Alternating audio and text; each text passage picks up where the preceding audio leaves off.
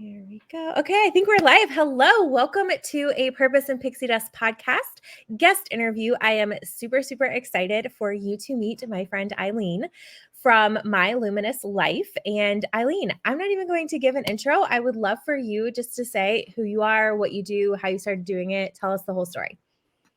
Okay, amazing. I was prepared for this. And then as you say that, I'm like, oh yeah. You're like, where do I start? Where do I start?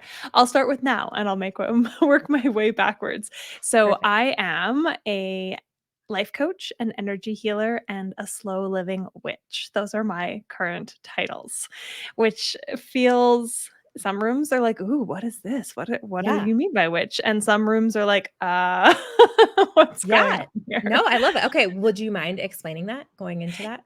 Yeah. For me, witchcraft is really about tuning back into our bodies and the earth and coming home to kind of the wisdom of connection with the natural world and the cycles they're in, and connection with non-human beings on the planet and each other as well. There's like a sense of community and upholding practices that protect and nurture a community and not leaving people out. So it's really a throwback. The word witch was like stolen by the patriarchy back in the 1800s to be evil, but really it's just a return to an older knowing.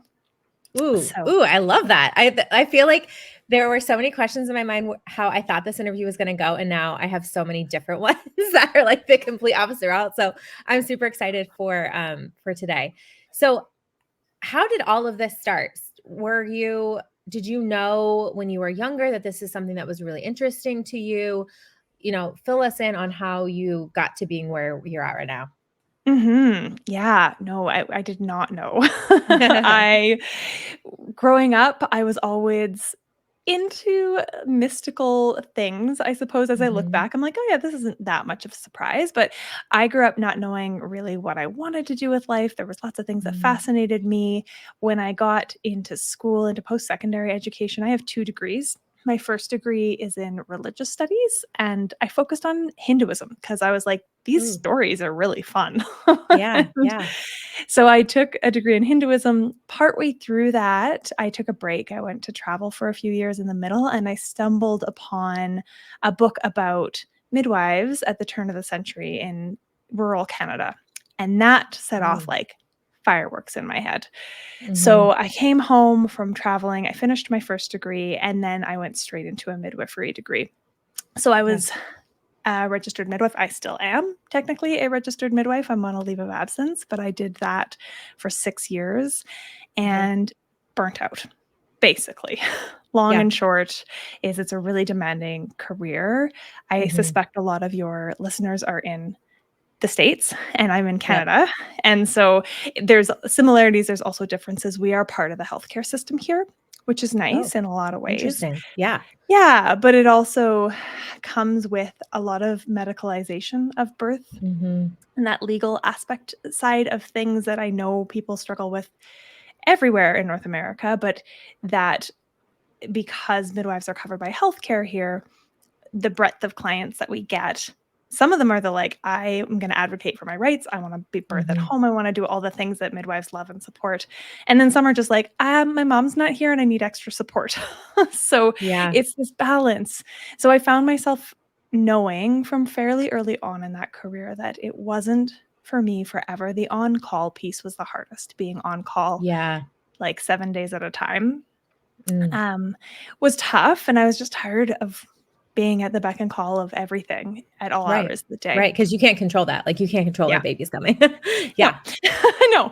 So partway through COVID, I started to feel like, okay, well, I've got all this time on my hands now. I can't go out. I'm not seeing friends as much. At the time I was single. And I was like, I just need to develop my brain. And my friend was taking this course and she was like, writing about it on her blog. She kept talking about all these crazy ahas and breakthroughs and things she was learning. And I was like, what is this thing? And it was a life coaching course. And I'd never even heard of a life coach. I was like, what is that?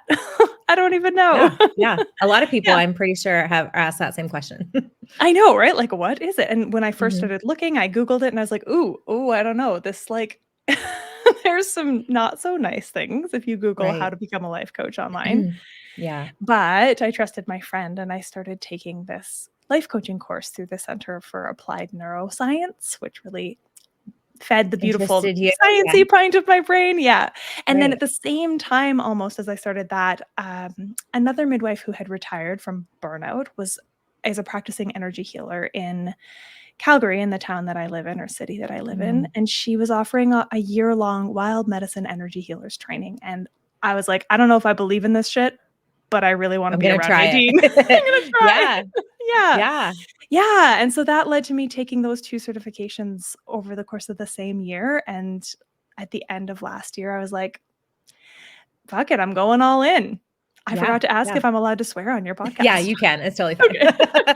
No worries, no worries. We don't I've wanna done it filter now. anything. We want all the natural. Yes, we want Yeah, natural you. that's what I was feeling. Yeah, yeah.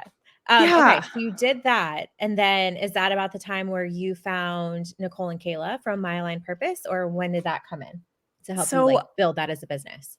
yeah, I used to serve tables with Nicole Oh in my gosh, that's Calgary. so Yeah, crazy. like, back in I Okay, think it was 2008 that we worked okay. together at a Wow. restaurant in Calgary. Yeah, and so she was always like, I had her on Mm, Facebook and I was like, "Oh, like, what's she doing? Now she's teaching. Oh, now she's yoga training. Oh, now she's in Australia." Like, I was just kind of right. in my peripheral, but Mhm. because I'd never even heard of coaching, I really had no clue what they were up Yeah. to, and then as I started to get into the coaching program, I was like, "Oh, this is what Nicole is doing." Yeah, yeah. And, yeah, I started with joining I did one of their free week things. At that point, it was a meditation Mm. freebie that they never ran again because I was the only person who converted out of it. And then Oh, yeah. but it was a great lifetime client for them, Right? I clearly. know. They're like, "It was such a failure." I was like, "Hello." You're like, "Thanks." Yeah. Yeah. But that's Yeah. easy for us to think, in our business, like, "Oh, it's just one," but it's like, that's one person whose life has been probably forever changed from your impact. Yeah, exactly. And in their case, I'm going on 2 years in their platinum course, so Right. they feel like they got their time worth out of that. Yes, they did. Yeah, for sure. Yeah. Yeah, so I just dove in. I like at that time, their online Facebook community was a paid community, and I paid to Mm, be a part of that, and I just started showing up and yep. loving the mindset and the manifestation side of things because Mhm. that was covered in my life coaching course, but it wasn't as heavily, focused on, and really just starting Right. to play with expanding my brain and my own self-knowledge and Mhm. my concept of what I could imagine for life in general, for, like, what is available. Right. Well, and you have pivoted so much, but it's all been very natural feeling for you. Like, I'm interested in this. Let's see how this, what this could look like in my life. And I love like the trial and error. And I love that you were a midwife for 6 years because it's like proof to the universe, proof to other people that you don't have to do something for the rest of your life. Like you can try it, get your degree in it if you Mhm. need to, get certification or whatever. And if it's not for you, then you find something else that fits that void. So I love that. Yeah. Yeah, I think it's a really hard thing for a lot of people to do is to it's scary. It sure Yeah. is, like, terrifying to make that jump, but especially because of the on-call nature, it wasn't something that I got to a point where I was like, "I can't grow this new business if I'm in Mm, this old one because it right. takes so much of my time and energy." And I can't be like, "Oh, well, I could have an appointment with you, new life coaching client, but only if the babies don't call." Right. That would be So, really hard. Yeah. Yeah, that yeah. makes total sense. So you kinda had to Yeah. do like a break clean and just kinda trust and go all in then, right? Yeah, that is what I did. That makes me nervous, but I get it. I mean, you're super courageous of you, and it's worked out. You don't have any plans Mhm. to go back to being a midwife, correct? You're No. 100% in your own. I've Yeah. said a lot of times, like, I will go back and serve tables before I go back to Mm. being on call, Yeah. and it's funny because there's some things that I really miss, like, I Yeah. do recognize the beauty and the privilege of being the space holder that is a midwife, but Mhm. in a lot of ways, I got to recreate some of the magical parts of that career that I loved in Mm. this new career. I'm Ooh. still a space holder. I'm still Yeah. yeah, practicing energy medicine is I think I was doing it before I knew what I was doing. Yeah. Yeah, I bet you were. Well, and I love that you said that too, because a lot of people have asked me that about coaching and teaching online. And I'm like, I still get to teach. It's not the traditional classroom. I'm not teaching Spanish, but I'm teaching other skills and other strategies that I've learned that I've gotten really good at. And it's still filling up those pieces for me. So I love that you said that, because I think that's one of the things that holds back so many people is, I'm afraid to leave something that's really comfortable, because it's like, I will never have any of those pieces in my life back again, but you can still create them in different ways in your business. Yeah, exactly. So I would love to talk to you a little bit more, because you touched on it a little bit when we were just talking about stepping out of the hustle culture. And like, that's one of the biggest things that you are thankful for from leaving being a midwife, is that you don't have to be on call all the time. It's not a 24/7 job. And while some jobs are not 24/7, what sort of advice can you give to my listener listening right now who's like, I feel like I am in like the nonstop hustle mode. I don't know how to slow down. What do I do? This is the $1 million question. Right? I think the first piece that was really impactful for me, and I am by no means perfect, I still get caught up in the hustle, Mhm. is recognizing that it's not natural. It is not a Mm. natural way of existing. It is very much a created sense of urgency Mhm. from initially it was created by the patriarchy, and then capitalism was like, "Ooh, this is working really well for us. Yeah. Let's capitalize on that," right? If you Right. keep people feeling like they have to do more all the time, if people feel like their worth and their worthiness as a human is tied to their productivity or their output, then you Mm. keep people consuming to try to fill a void that can never be filled. And Yeah. you keep them producing and exhausted, so they can't even find the energy or have the time to be like, "Oh, maybe we should question this status quo." Mm. So that recognition piece is really important. And then I think the next step has to be having self-compassion and Mhm. knowing that you're a human, and it's going to be hard. It's going to be hard to slow down. It's going to be scary to slow down and rest potentially. Mhm. And it's going to require boundaries with yourself, with other people, all of these things that can be really tough if you've never worked Yeah. with them or thought about them before. Mm. So for someone listening who's like, I don't have any boundaries, I don't even know what a boundary is, what is maybe one of the easier ones that someone could start implementing? Or I don't even know if you could say that, Mhm. because it's probably super individualized, but do you have any that are coming to mind that might be a low hanging fruit for most women? Yeah, I mean, I have tips around how to start setting boundaries. Okay, And perfect. Yeah, yeah, like, let's because dive into it that. will be individualized, right? It might just Yeah. be telling your partner that you need them to do the dishes if you've cooked. Mm. Or, Yep. those kinds of little things can be helpful, Yeah. but it's hard to do that or to ask to have what you need, your That needs met if you communication. yeah, Yeah. the communication piece, the all of that, but I have kind of a process of setting boundaries. Really, the first thing that I recommend people practice doing is taking time before giving an answer. So this is particularly relevant for requests on our time from outside of the home. Obviously, if your partner's Mhm. like, "Can you go pick up the kids right now?" You have to make a decision in the moment. Yeah. But if it's Let me think something about like yeah. that. Yeah. If it's something like even there, you can practice pausing even for 15, 30 seconds. Mhm. But that might be like a higher level game. But things like, "Oh, can you come help me set up for my party this Friday?" Mhm. And there's this part of you, as a woman, most of us are like, "Yes, I wanna help and I love you." And that so, Yep. how I'm gonna show my love is or keep you loving me is by saying yes to all Mm. these things, and then we end up with an overfull schedule. So being able to take some time and say something along the lines of, "I'd love to. Can I get back to you on that?" Yeah. And then giving them a window. Like maybe you're gonna get back to them in an hour, or maybe Mm. you're gonna get back to them tomorrow, but give them a time frame so they're not bugging you Yeah. and also feeling like, "Oh, is she gonna answer?" Right, right. And so you know when you're coming back. And then if the answer is no, if you feel like, "No, that is actually overcapacity," keeping it concise and kind, saying, "I'm really sorry, but I can't." Yep. Not offering up these big, long explanations, that's another thing that a Mm. lot of us tend to do to try to, soften it, because the more Yeah. you explain, the more pathways around your explanation Ooh, happen, right? Like, yep. oh, I like, oh my gosh, I really, really, really want to, but I can't that night because blah, blah, blah. And they're like, oh, well, we could do it the next night. And you're like, oh, You're like, nope, nope. right. Still no. Yeah, still no. So clear is kind. Boundaries Mm, are kind, because when you have the time to take care of yourself and fill yourself up, you have more patience, you have more compassion, you have more bandwidth and more to give if you're able yeah. to take care of yourself first.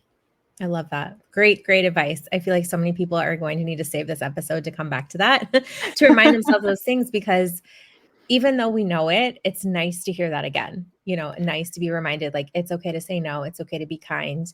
And again, that reminder that you don't have to tell people why, and you don't have to Yeah. give them, the story of this and this and this and this, just for the fact that you don't have to, like, you just don't have Yeah. to. Yeah. You You just don't owe don't that have to, to. yeah, you don't owe that to anyone.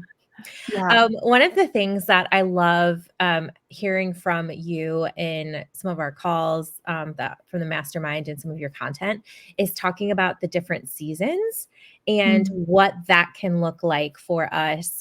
So specifically, my listeners are women entrepreneurs.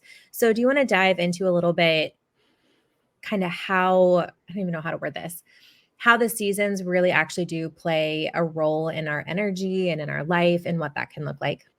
Yes, I do. I love this. This is something that when I first started to, branch into coaching, play with, like, what am I talking about? How am I doing this? The seasons were one of the things that gave me a bit of a framework and almost a permission to slow down. So we have seasons out in the world, like the actual seasons on the planet, and we have seasons in our bodies as well that mirror the lunar season or the lunar cycle. So there's all these kind of mirrored cycles.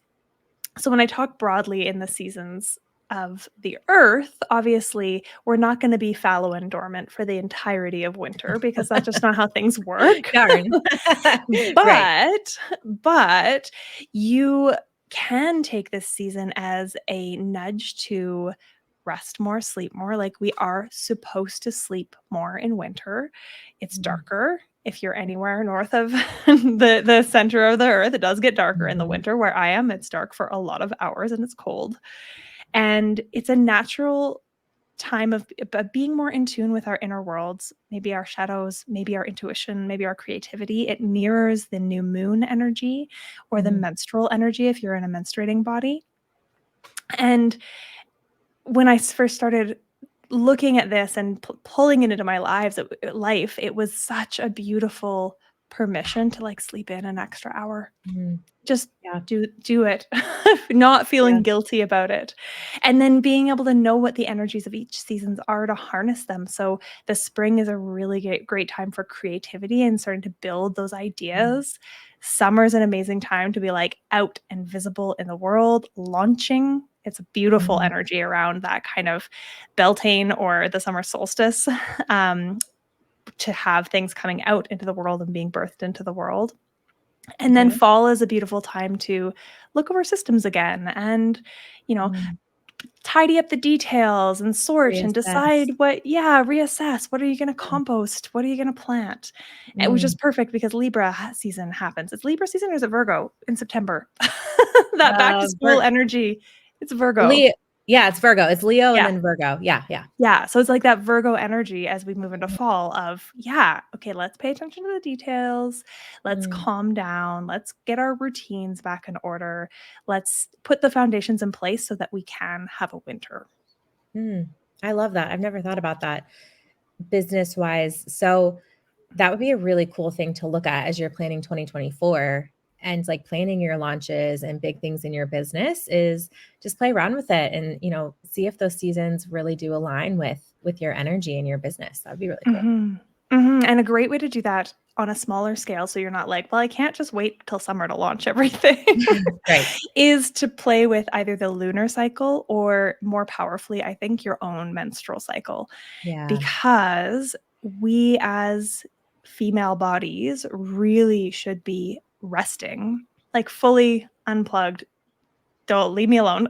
Red tent kind of resting for the first 3 days of our cycle, which is the first 3 days of bleeding. Okay. After that, once we've moved through those first kind of 3 days, we move into this stage of like, okay, creativity is coming back and we can start to think about what we're going to bring into the world. That's our inner spring. A great time for a launch or like a live or a masterclass or something is right around when you're ovulating, because you will be the most magnetic. Makes sense. And Yeah. then after ovulation, as you move back towards your period, it's like that fall. So it's a Okay. great time for detail work. It's a great time for getting a lot of stuff done, but it's not a great time for being really engaged in the world. So spring and summer are the best times for like, I'm on and in front of people and connecting with people. Cool. So what if your cycle doesn't align with the moon? Which one would be better to follow? Probably yours, right?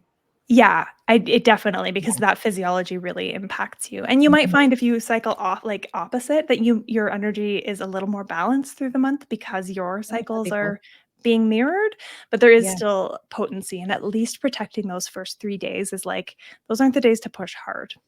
Mm. We're all gonna still work probably because we're not that disengaged from Right, right. society and capitalism and all of the things that we're part of, but Yeah. if you can at least give yourself permission to lighten the load, not take a bunch of Mhm. meetings on those days, and let Yeah. yourself rest more. Oh, that's so smart. Okay, what about the full moon? What sort of energy is around that? Because I know you mentioned new moon, so what about full moon? Full moon is like summer, it's like Okay, ovulation. And so okay. it's really a buzzy time. Often we're not sleeping as well, but there is almost like this energy of being like, "Ooh, I'm out, I'm bright. Everyone can Mhm. see me. There's a reflection."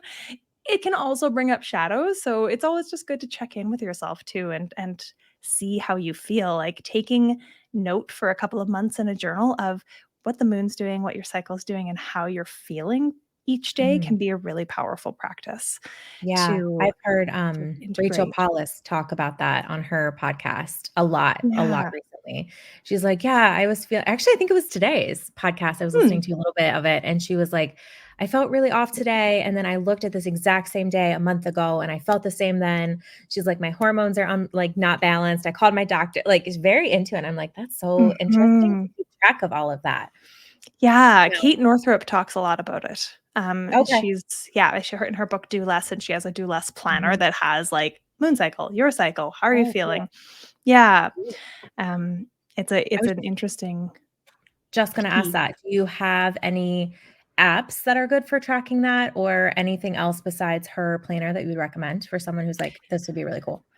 Yeah, I found I don't know that I love the app entirely because of some of the, like, tongue-in-cheek ways that it Mm, describes your yeah. menstruation, perhaps, but the Stardust app does track the lunar cycle and your cycle, which is Oh, kinda cool. cool.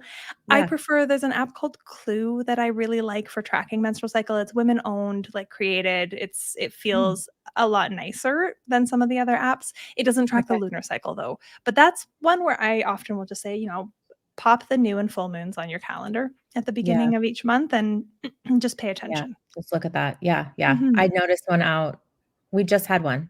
Yesterday? Yeah, Day yeah, before? Yeah. yeah. Big old full moon in I always February. can yeah, I can always tell because 'cause I'm like, "Why can't I sleep?" I'm like, "It's so bright in my room." And then I'm like, "Oh, it's the new moon."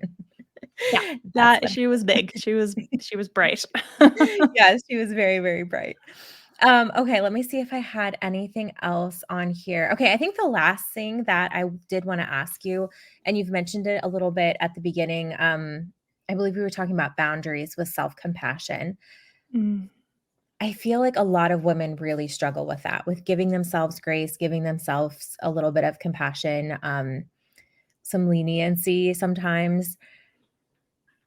As a life coach, what is something that you would tell a woman who's like, "I don't even know how to do that." Like, where could I even start with that? I never saw it modeled. What does that look like? What would you share? mhm. Definitely, I would share start small.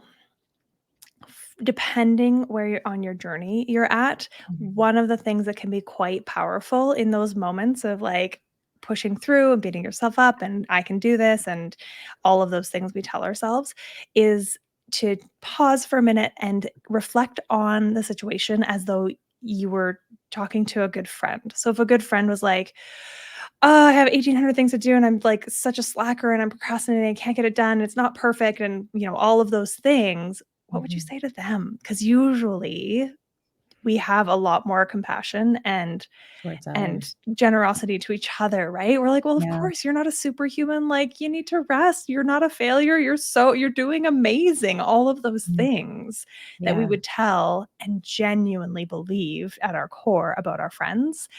Yeah. If you can start to think about that and then be like, oh, right, I am also a human. Yep. I I am know it can be a also hard a thing human. to come to grasp with, right? Yeah, I like to say I've often talked about pouring from an empty cup, and you heard me mention filling your well. So I used to say, every woman or everybody has heard the saying, you can't pour from an empty cup, and every woman Mhm. I know puts up their hand and says, oh, but I can. Yeah. Right? Oh, but I Yes. can. And Yep. so I started talking about filling your bucket, and it's like, okay, you have a bucket and your cup is empty and you keep going back to that bucket. Eventually the bucket's going to run dry. Yep.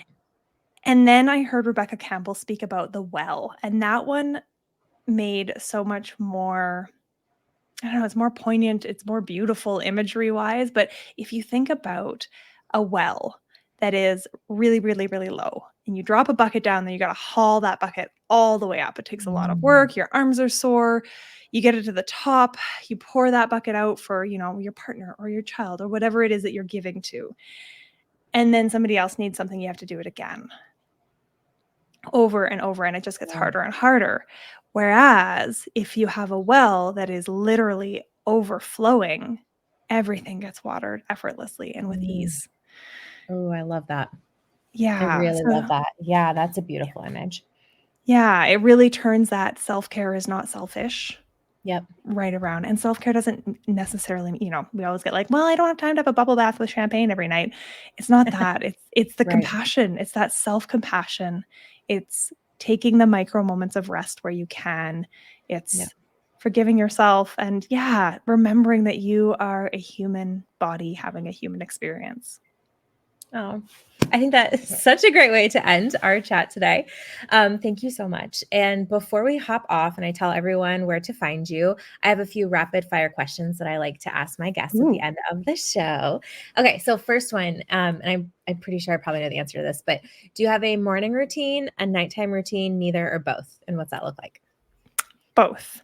Mhm. My morning routine, I get up, I come downstairs, I make coffee and food. I've recently integrated food before coffee, Oh, thanks to okay. Meg and Rachel of Radiant Effect in our Mhm. community. Yep, yep, And then I sit down and read for the first 30 minutes to an hour, depends on how long my cat wants me to stay. yep, yep. I And then understand. I'll sit down and write. And in the evening, I'm a little bit less sticky to this routine, but I do try Mhm. to have even just like a 5 or 10-minute mini tub soak to warm up because Ooh, I'm cold all the time in the yeah, winter, and that really helps me sleep. same girl. And then, usually I try really hard to be like no screens for at least 30 Mhm. minutes to an hour before bed, and then I usually listen to a yoga nidra to fall asleep. Ooh. I Mhm. would love to start doing that. That's so interesting. Where do you Mhm. find those at? Just curious. YouTube, do you have app? That one, I have an app. I have a yoga app called Down Dog, and Okay. that's what I use. But before I did that, I had the Calm app, and I would listen to sleep Mhm. stories too. It's just anything because my brain's still going. I'm an Yeah. entrepreneur. I'm trying to figure Yep. shit out at all hours of the day and night, and Yeah. so it helps me to just listen to somebody else. And I really Yep. like the body awareness scan of the nidra practice. Yeah. Okay. Cool. That's so great. Yeah. Okay. Question number 2. What is the best? Okay. Best or most recent? I always say best or most recent because everyone's like, I don't know best. But personal development book you have read. Oh. Oh no. See, no, everyone's like, I can't give you one. It's definitely not. Yes, you can't give one best, but recent. I don't even know if it's the most recent. But Big Magic by Mm, Liz Gilbert yep. was really, really good. Atomic Habits is also, like, wildly good. Yeah. As far Yeah. as I was like, what's all the hype?" 'Cause, you go into the big, I don't know, do you guys have Chapters down there? It's a big, Oh no. it's a Uh-uh. big chain Big bookstore. bookstore, and they've Okay. got, like, Heather's pick, and Heather she's picked all the books. And it's one of those. And so I was always like, meh. And then we read it in the collective last year, and I was like, this person really knows what he's talking about. Yep. You're like, yep. Okay. I get it now. I get it. Yeah. A few people have said Atomic Habits. So guys, if you are listening to this and you have not read Atomic Habits yet, you definitely need to do that. And then probably my favorite question, what is your favorite trip destination you've ever been to or one on your bucket list?